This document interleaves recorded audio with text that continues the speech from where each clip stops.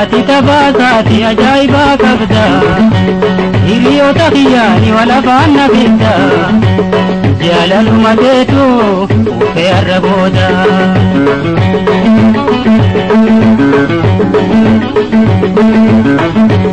ati tabasati ajaiba kabda hiriyota khiyani wala fanna bidda jalalu matetu ufe arraboda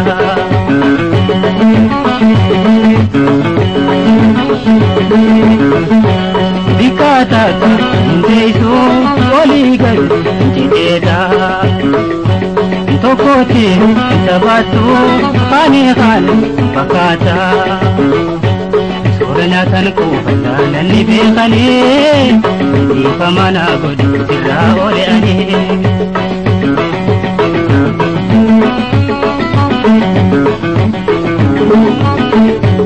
ati tabasati ajaiba kabda hiriyota khiyani wala fanna bidda jalalu matetu ufe arraboda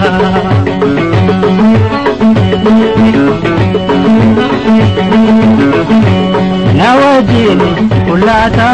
fetin shakhale sijala rorae arrata khilale kalani abud ni atina gote yala kitiya arraboda rumte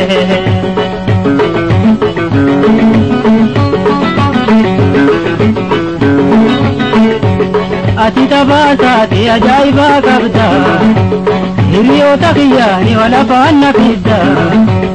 jalalu matetu ufe arraboda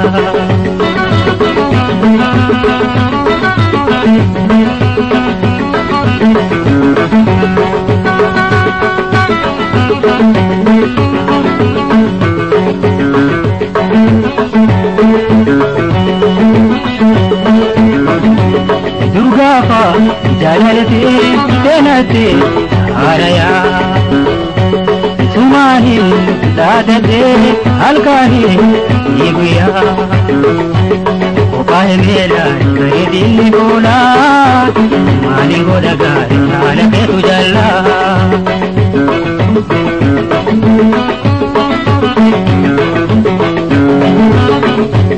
ati tabasati ajaiba kabda hiriyota khiyani wala fanna bidda jalalu matetu ufe arraboda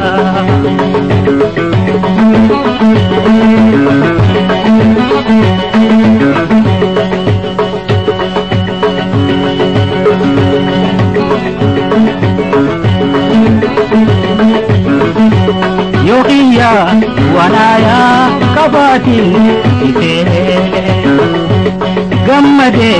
ifdabe tijala ite jibela manna qofatu waya indala gad qofatu na waya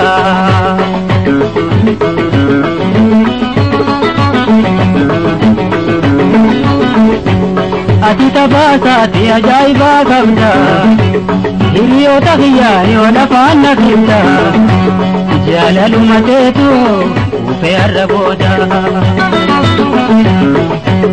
ati tabasati ajaiba kabda hiriyota khiyani wala fanna bidda jalalu matetu ufe arraboda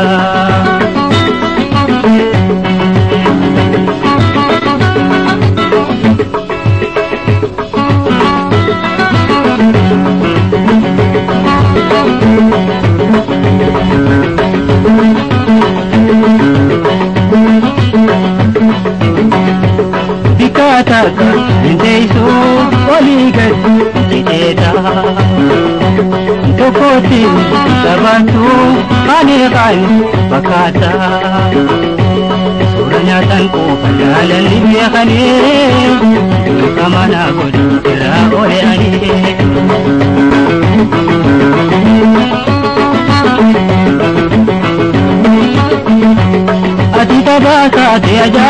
kabda